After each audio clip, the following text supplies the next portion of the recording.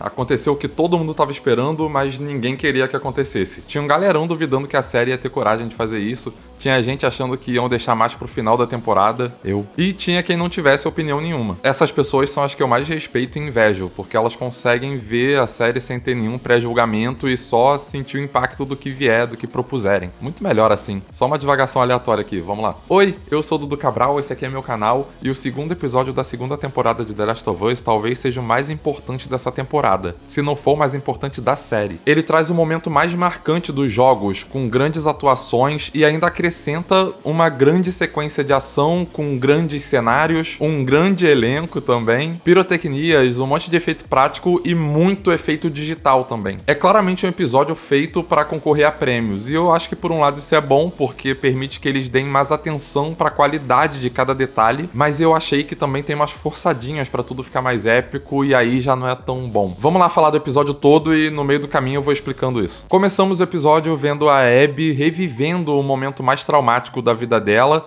e tentando se impedir de ir lá ver o estado do pai dela depois do que o Joel fez com ele. É como se ela quisesse reescrever o que já passou e estivesse projetando no Joel a possibilidade disso. Ela não quer fazer igual os amigos dela e seguir em frente. Não, ela quer voltar pro passado pra desfazer aquilo tudo que ela viveu e viu. Ela quer recuperar a vida que ela tinha antes e preservar a relação com o pai. E pra isso ela tá arriscando sacrificar as relações que ela tem agora, no presente. Mas ainda assim eles se importam com ela, por isso que o Owen tá lá tentando bolar um plano pra fazer ela desistir da ideia de continuar indo atrás do Joel. É claro que é pra salvar o grupo todo, né? Mas é pensando no bem dela também. Indo pra Jackson, a gente tá no dia seguinte à festa de Ano Novo. A Ellie dá a entender que pensou um pouco mais sobre a situação dela toda com o Joel e que ela quer acertar as coisas com ele. Tanto que ela pede pro Jesse pra ser realocada pra poder patrulhar junto com ele, com o Joel. Talvez até pra ter um tempo sem o olhar da comunidade toda ali em cima deles, que dá pra ver que todo mundo sabe o que tá acontecendo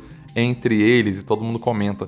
Então eles terem um tempo afastados para conversarem com calma seria bom, seria importante. Apesar de qualquer sentimento estranho ali que ela esteja sentindo, ela sabe que ele é uma figura paterna mesmo para ela e que isso faz muita diferença para a vida dela. E esse subtexto é uma coisa importante mais para frente no episódio. Mas enfim, acaba não dando para ela ir fazer a patrulha com o Joel porque ele saiu mais cedo para ir patrulhar com a Dina. Então a Ellie vai com o Jesse mesmo. No episódio passado já tinham mostrado bem, e eu até comentei aqui também sobre como fazem questão de mostrar como Jackson é uma sociedade bem organizada. Para ser plausível ela ter resistido por tanto tempo assim e tá prosperando tanto a ponto de parecer que é uma cidade normal, com a vida seguindo normalmente. Dentro do possível, claro. Nesse episódio eles continuam mostrando isso, eles dão uns passinhos à frente, tanto mostrando o Tommy falando sobre as medidas de proteção e todo mundo já sabendo o que é para fazer se acontecer cada situação de perigo ali, e pra eles isso é tão básico que eles conseguem falar de forma descontraída, até zoam um cara lá que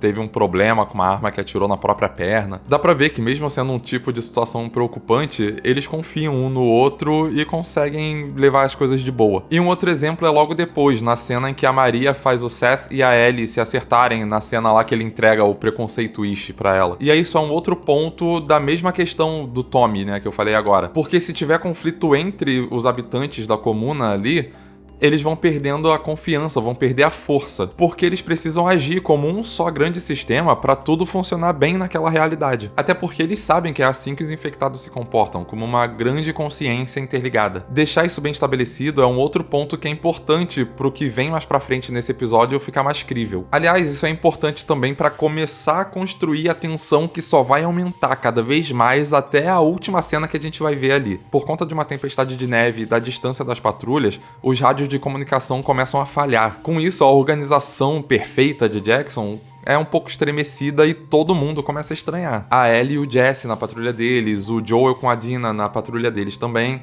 o Tommy com os operadores de rádio na cidade. Fica claro que alguma coisa ali não vai dar certo e que não é exatamente por causa da tempestade de neve diretamente. Tempestade que também tá atrapalhando a Abby. Ela vai fazer uma patrulha nos entornos da cabana em que o grupo dela tá e acaba caindo no que parece ser um cemitério de infectados. Só que, na verdade, é uma armadilha de espreitadores. Uma multidão deles emerge da neve e começa a caçar ela até deixar ela encurralada. Nesse momento, meio que instintivamente, instintivamente a gente começa a torcer por ela, a gente quer que ela se salve. Mesmo com a gente tendo consciência que o objetivo dela é ir atrás do protagonista da história. Eu confesso que eu ficava questionando se eles conseguiriam trazer esse tipo de sentimento conflituoso pra série. Então eu achei muito bom quando eu percebi que eles estavam conseguindo. No final dessa sequência, quando ela tava perto de ser mordida por um infectado, ela é salva justamente pelo Joel. Ele leva ela pra um lugar em que ele e a Dina estão se protegendo, e dá pra ver que a Abby fica muito nervosa. É uma mistura de coisas que ela tá sentindo ali que a Caitlin Dever conseguiu passar de uma forma muito bonita, muito perfeita, só com expressão facial ali. Tipo, ela consegue escapar dos monstros literais ali daquele universo para dar de cara com o monstro pessoal dela. Ela sai de um momento de muito azar, em que ela caiu ali no cemitério de infectados, na armadilha deles, e foi perseguida, para um momento de muita sorte em que ela consegue encontrar a pessoa que ela estava procurando há 5 anos. Mas ela só conhece um lado do Joel que é cruel, então ao mesmo tempo que é uma sorte, não é. Ela tá com medo ali também dele, né? À medida em que eles três vão indo pra cabana do grupo da Abby e a gente fica se perguntando se ele ter salvo a vida dela pode ter mudado alguma coisa em relação às intenções dela, a gente vai vendo a chegada daquela grande horda de infectados em Jackson e fica se perguntando como eles vão conseguir se proteger daquilo, como eles vão impedir que os bichos destruam tudo. Já no início da alternância entre essas duas ocorrências simultâneas, o público pode ser levado a pensar que o que vai acontecer no desfecho é o padrão desse tipo de história. Em Jackson só tem personagem pequeno, coadjuvante, figurantes, personagens que aparecem aqui ou ali. Então é claro que o maior risco de perda está nesse núcleo. Se a gente pensar em The Walking Dead, por exemplo, o grupo principal vivia tendo as comunidades em que eles se instalavam destruídas, para eles poderem sempre se manter fisicamente em movimento durante a série, enquanto as perdas de personagens menores no caminho servia para que os personagens principais se mantivessem psicologicamente em movimento. O mais lógico, então, seria pensar que esse ataque a Jackson serviria para isso também. Já a Abby ter encontrado o Joel representa um risco menor, porque ele é o protagonista da série e ele é o ator de mais renome contratado também. O padrão nesse caso seria ele se salvar. Uma conversa que ele teria com a Abby pra fazer ela mudar de ideia, alguém chegar pra salvar ele de última hora, ele conseguir tirar uma força do nada no último momento pra se livrar de quem tá fazendo mal a ele. Alguma coisa assim. A série sabe desses clichês e vai até brincando um pouco com a gente usando eles. Eles veem que a cidade está sendo atacada e a Abby oferece ajuda pra ele. Isso significa que ela realmente mudou de ideia sobre o que ela quer fazer com ele, ou ela só tá blefando pra atrair ele. Depois, o Jesse e a Ellie são avisados de onde a Dina e o Joel estavam e que eles não estão mais respondendo o rádio, e aí eles vão atrás deles. Então eles devem chegar a tempo de conseguir salvar ele, né? Esse tipo de coisa que o roteiro foi jogando foi justamente pra gente pensar que um desfecho favorável ia vir. A gente volta pro ataque à cidade e aqui tá o trecho que eu achei mais fraco no episódio. Os infectados se organizam como soldados mesmo, com alguns vindo na linha de frente, outros preparados pra já dar golpe certeiro pra destruir as barreiras.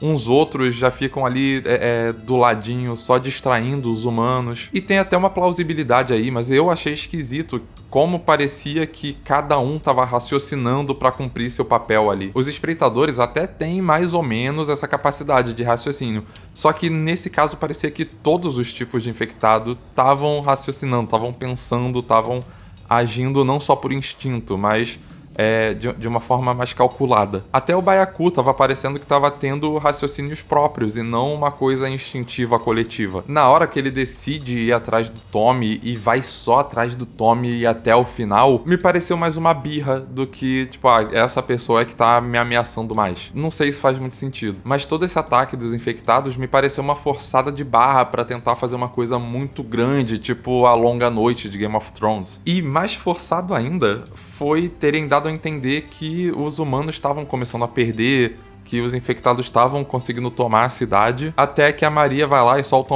uma dúzia de cachorros, sei lá, tem uns 10 cachorros ali, e os cachorros começam a atacar os infectados, e aí corta. A gente volta lá pra parte do Joel com a Abby. Quando volta pra cidade, já acabou a batalha e os humanos venceram. Pra mim ficou parecendo que o roteiro colocou um perigo grande demais pro que os personagens conseguiriam enfrentar, e aí só desviaram o nosso olhar pra um outro lado, e depois botaram de volta assim, tipo, aqui ó, pronto, já tá resolvido. Tipo, sei lá, mágico ruim faria. Tipo, fizeram várias vezes na longa noite de Game of Thrones também, inclusive. Tem só um momento que eu queria destacar porque eu acho que contrasta com isso que eu falei. O Byaku que vai pra cima do Tommy mostra ter uma resistência muito maior ao fogo do que ele deveria ter, como se tivessem várias camadas de proteção ali nele. Já tem muitos anos que a infecção começou, então pode ser que esse bicho tivesse já rondando por aí há, sei lá, 20 anos, 25 anos. Como já mostraram que os infectados estão evoluindo, eu acho que essa é uma evolução que faz sentido pra esse tipo de bicho. Uma evolução que faz mais sentido do que ele ter ficado mais inteligente e começado a perseguir pessoas por ter ficado ofendido, ou sei lá. Mas o que vale mesmo dessa batalha toda é que mesmo que a comuna tenha sido destruída e que vai precisar de uma reestruturação tanto moral por ter perdido muitas vidas, quanto estrutural por muita coisa ter sido quebrada e muitas medidas de proteção já terem sido usadas, o grupo de Jackson conseguiu resistir e vai continuar ali,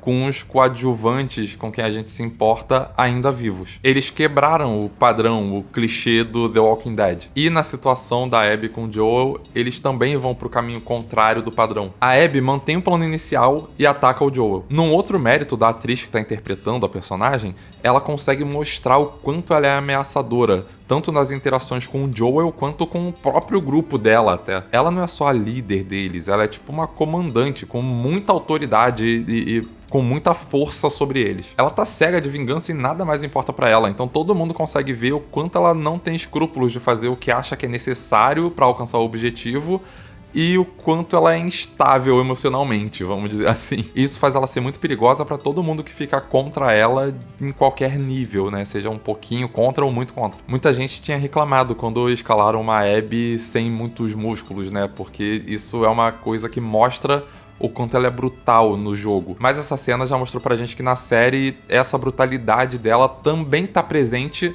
e muito bem presente, inclusive, só que de uma forma diferente. Eu achei muito maneiro. Agora, uma coisa que me preocupa um pouco é que enquanto ela tá lá torturando o Joel, ela começa a falar do ponto de vista dela. Eu acho que a intenção é fazer a gente entender um pouco mais o lado dela, entender pelo menos as razões dela estar fazendo aquilo daquela forma. Só que colocaram ela pra se justificar enquanto ela tá fazendo um mal gigante pro personagem mais querido do público na série. Eu não sei se isso vai causar o efeito que eles esperam causar. Eu me preocupo disso acabar fazendo o contrário do que eles queriam e deixar o público com raiva pra sempre dela. Porque assim, uma coisa é ela fazer uma coisa ruim com o Joel e ter as justificativas dela pra gente entender um pouco melhor. Outra coisa é ela ter justificativas dela pra gente entender ela um pouco melhor e ela fazer uma coisa ruim com o Joel. Nesse caso, a ordem dos fatores pode alterar o produto. E aí ela fazer as duas coisas ao mesmo tempo dá margem para as pessoas interpretarem de uma forma ou de outra. E nesse segundo caso, da última coisa que ficar ser ela torturando o Joel,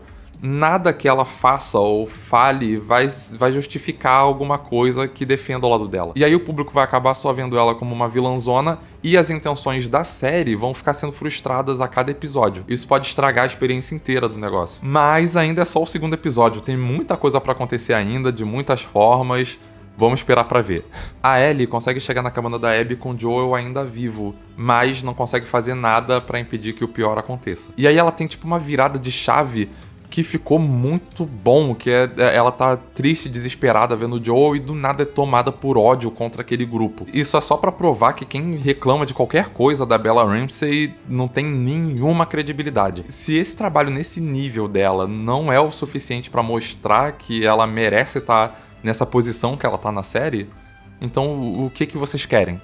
Sabe? Enfim, a gente viu lá no primeiro episódio que a Ellie queria ser independente, queria se distanciar da figura de proteção dela, queria mostrar que ela sabia se virar sozinha. Só que aí ela encontrou males novos que ela não sabia como lidar, tipo a espreitadora no mercado, o cara preconceituoso dentro da própria comunidade dela. E isso talvez tenha feito ela perceber que ela ainda precisava e que ela ainda queria a proteção do pai dela. Mas agora ela teve que encarar essa proteção sendo retirada à força dela. O que a Abby foi obrigada a presenciar quando ela tinha 19 anos e ela queria não ter vivido, como a gente vê no início do episódio, foi exatamente o que ela causou 5 anos depois numa Ellie de 19 anos. É um ciclo se repetindo, e a tendência em ciclos é que as consequências sempre vão pro mesmo caminho. Pra fechar, eu acho que aquela conversa da Ellie com Jesse no meio do episódio sobre o Eugene ilustra um pouco da sensação que a gente fica no final desse episódio. Não importa os caminhos que uma pessoa seguiu, não importa as escolhas que ela fez, as batalhas que ela já enfrentou, não importa a história de vida dela. A vida não é justa